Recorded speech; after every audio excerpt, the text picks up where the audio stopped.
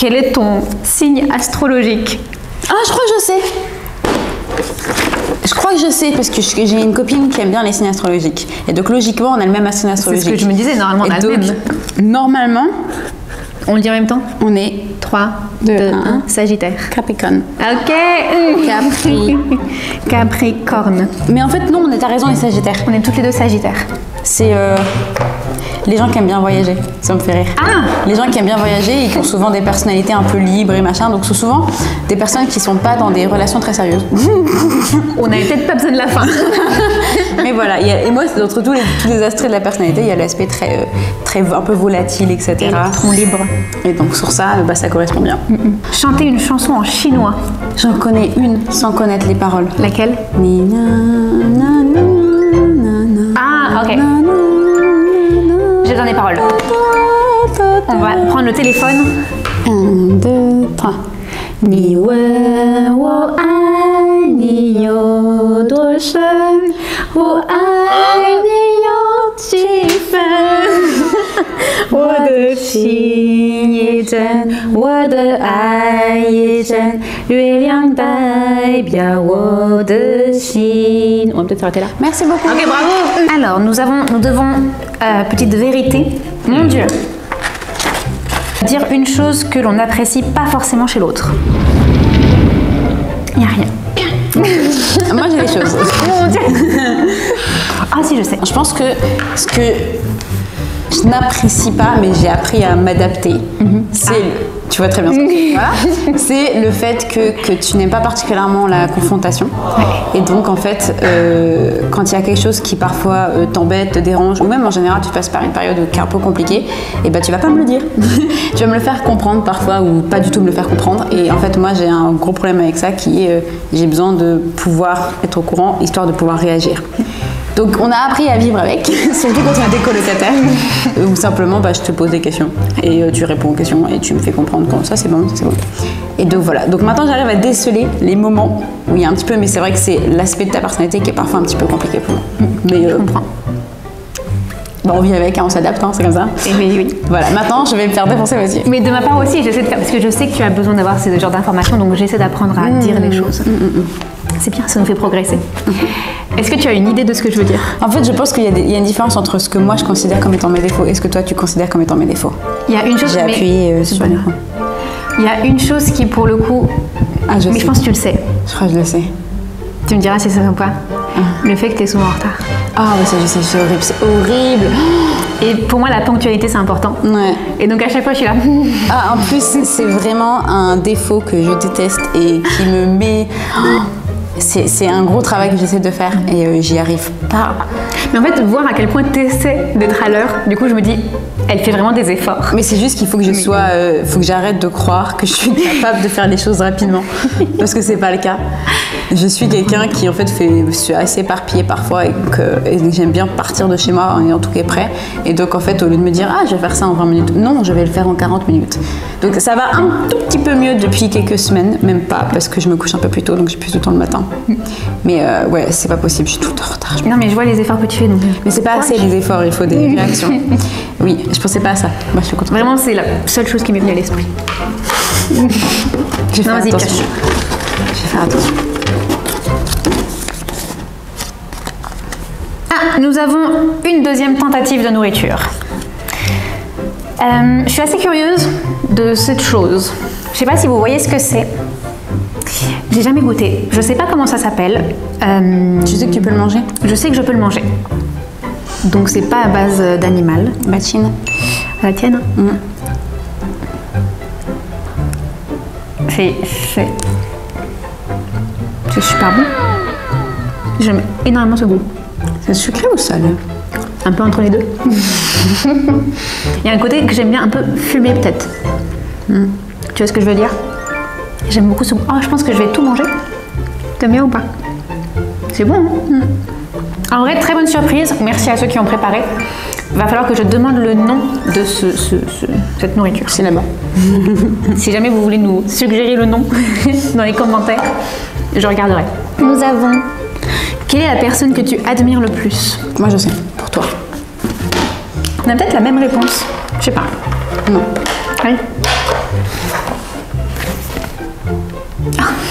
Oui, c'est mes parents, ils sont incroyables, je vous aime, merci. Ouais. Tu veux commencer?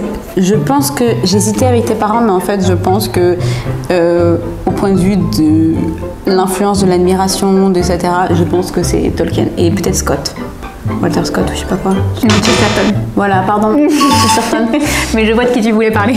Voilà, c'est incroyable, je te donne le mauvais nom et tu comprends. C'est comme si tu disais Zola.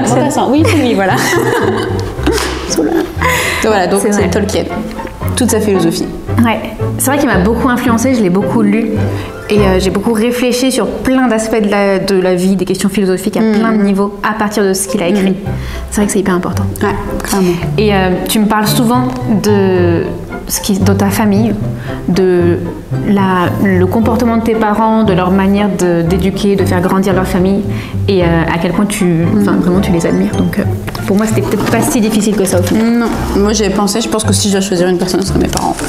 Et c'est pas genre un des deux parents, c'est les deux ensemble parce que surtout c'est leur relation aussi entre eux deux. Quel est ton livre préféré? Ça va, hein, pour tout moi c'est facile, hein, j'ai continué dans la même page. Hein. Mais du coup, peut-être essaie de sortir un autre. Sortir un autre? Ouais. Normalement, tu le sais.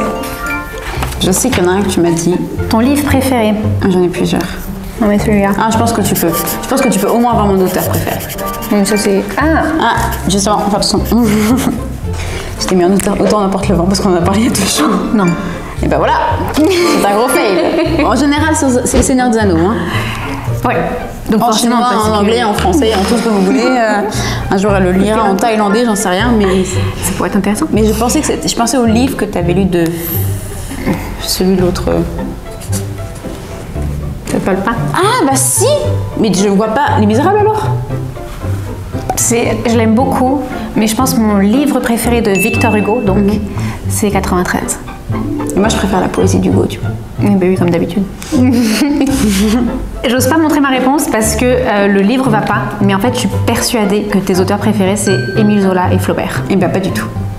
Mais pourquoi je suis persuadée? Parce qu'on a pas mal parlé de la littérature. Il faut que j'envoie cette photo à certaines amies de lycée, parce que Madame Bovary, je l'ai eu au bac, je l'ai bossé en long, en large et en travers, et en fait, c'est un livre que je n'aime pas.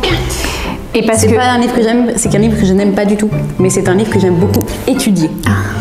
Voilà, c'est un livre extrêmement intéressant. Flaubert, pour moi, est un petit prétentieux qui me saoule, mais en même temps, je respecte son talent. Et donc, en fait, Madame Bovary, c'est un exemple typique d'une littérature à étudier et pas une littérature à lire. Et donc, pour moi, Émile Zola est un de mes auteurs préférés et mon auteur préféré contemporain. Je te donne une chance, contemporain. Contemporain? Moderne, il est encore en vie. Daniel Pénac. Ah! Donc voilà, j'adore Daniel Pénac. C'est grâce un peu à Pénac que j'ai pris la décision de devenir prof depuis que je suis petite, à cause du livre Comme un roman, où il raconte beaucoup de choses sur le fait d'être enseignant, etc. Il y a aussi un livre qui s'appelle Le Cancre, puisque Daniel Pénac a un parcours un peu similaire au mien, pas très bon à l'école et finalement prof. Alors bon, moi j'étais bonne à l'école à partir de l'université, mais voilà, comme quoi. Mais j'ai appris des choses. Bah voilà, Daniel Pénac, et Zola. Et je pense que mon livre préféré, c'est un livre écrit par ni Zola, ni Flaubert, ni Daniel Pénac. C'est, je me souviens même plus d'auteur, c'est The Perks of Being a Wallflower. Bonjour à tous, je me permets une petite intervention parce qu'en fait j'ai réfléchi et mon livre préféré c'est évidemment Les Liaisons Dangereuses, qui est un livre de Coderlos de la Clos qui date du XVIIIe siècle et qui est un livre incroyable, un roman épistolaire, vraiment. Je vous recommande aussi, si vous voulez regarder le film, de regarder le film de 88 parce que c'est pour moi la meilleure adaptation de cette histoire. Et les autres sont un peu moins bien et n'arrivent pas vraiment à capturer l'essence du roman. Mais voilà, Les Liaisons Dangereuses de Coderlos de la Clos, c'est mon livre préféré. Et quand je l'ai dit à Joël, elle a fait « oui, bien sûr ». Donc comme quoi, voilà, c'est tout. Merci beaucoup. Non, c'est à toi. Ok, nous avons... Ah, nous en arrivons donc à cette fameuse question, quelle est la couleur préférée de l'autre? Alors ça, il faut vous expliquer un petit peu, on nous a dit hier qu'on allait filmer cette vidéo aujourd'hui. Et donc, on aime beaucoup s'habiller en se consultant, en se concertant.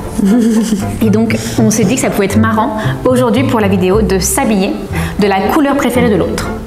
Donc pour moi c'était très facile, je me suis habillée en orange. Oui. Parce que c'est ta couleur préférée. Et alors mademoiselle? Bah, je suis pas certaine. Je suis pas une très bonne amie. J'hésitais entre plusieurs couleurs. Donc j'ai pris des couleurs que je sais, elle porte beaucoup parce que ça lui va bien. Et j'arrive pas à savoir si ce sont ses couleurs préférées. Donc j'ai pris du vert, j'ai pris du rose et j'ai pris du bleu. Et donc ma couleur préférée, mais je comprends pourquoi c'est difficile en fait de choisir, parce que, on va expliquer. Si tu me dis c'est le vert émeraude, Ma couleur préférée c'est le bleu. Bah alors j'avais raison la première fois que je te l'ai dit. Et le problème c'est que c'était quelque chose que je mettais très souvent avant, et en fait ces dernières années j'ai commencé à beaucoup aimer beaucoup d'autres couleurs, et donc à porter beaucoup d'autres couleurs. Mais je porte pas beaucoup d'orange et tu sais que c'est ma couleur préférée. C'est vrai, donc t'as pas d'excuse. Oui. N'empêche, la première couleur que je t'ai dit c'était le bleu, je m'en souviens. Donc mon premier instinct était pas mal. Après elle a mis le doute dans mon cerveau. Avec un petit sourire. Ah, c'est facile, quelle était ta spécialité à l'université? Toi, t'as fait Albert. Ça veut dire? Une école. Je sais pas ce qu'ils font. Voilà, super. Non mais après j'ai d'autres amis. C'est ça le problème. Qui sont là-bas. Ça aggrave la situation. Voilà. T'étais spécialisée, on va faire en version générale, en histoire. Ok, ça marche. J'ai fait mon master en histoire, donc... Et ta licence, c'était pas l'histoire? C'est humanité et sciences politiques. Double licence. Et toi, c'est le FLE. Donc pour le coup, c'est assez facile. Il n'y a pas de licence de Ça n'existe pas une licence de FLE. Beaucoup de linguistique. Lettres modernes. Ah. Donc j'ai fait une licence de littérature et un master de FLE français langue étrangère pour enseigner le français à l'étranger. 3 de tes passions. Oh, c'est compliqué. Ah bah déjà pour toi ça change tout le temps. Non, c'est la littérature. C'est une passion, pour la poésie particulièrement. Une vraie passion.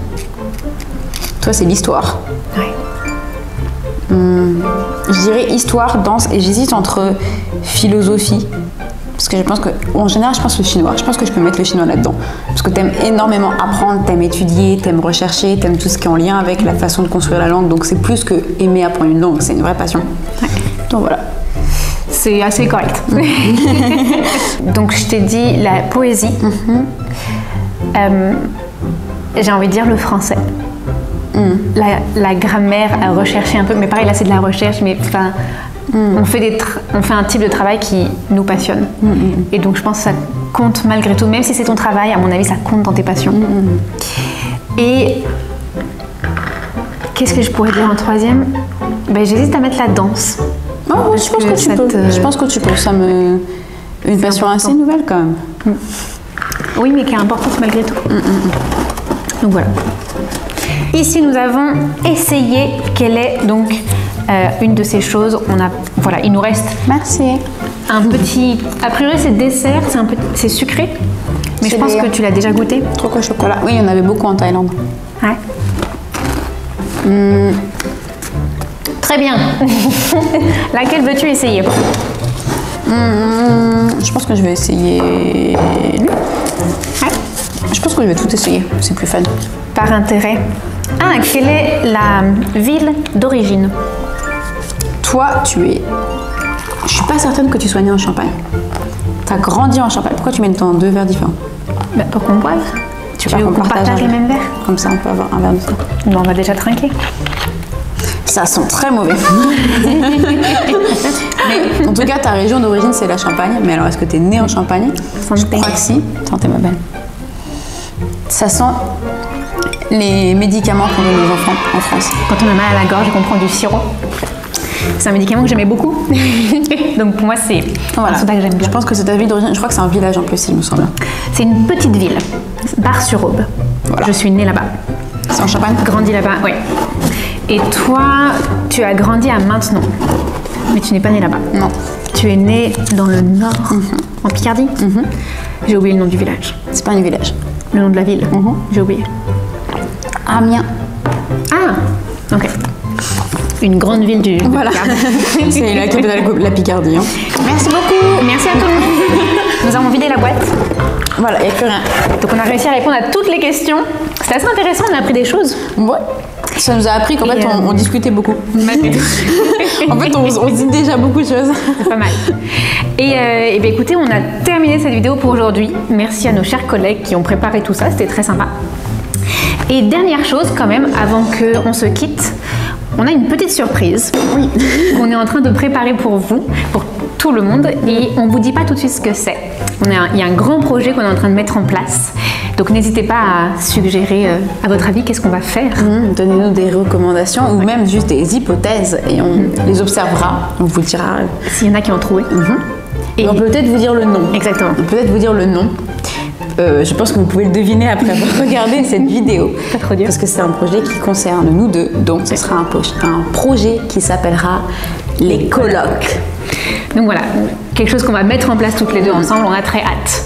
Et on reviendra vers vous dès que ce sera concrètement prêt et que vous pourrez en profiter. Sur ce, on va vous laisser. Oui. N'oubliez pas d'aimer, partager, commenter notre vidéo. Merci beaucoup. Et puis vous êtes les bienvenus ici à Foreign Shero, on vous attend. Prenez soin de vous. Et surtout, n'oubliez pas, soyez gentils. À bientôt.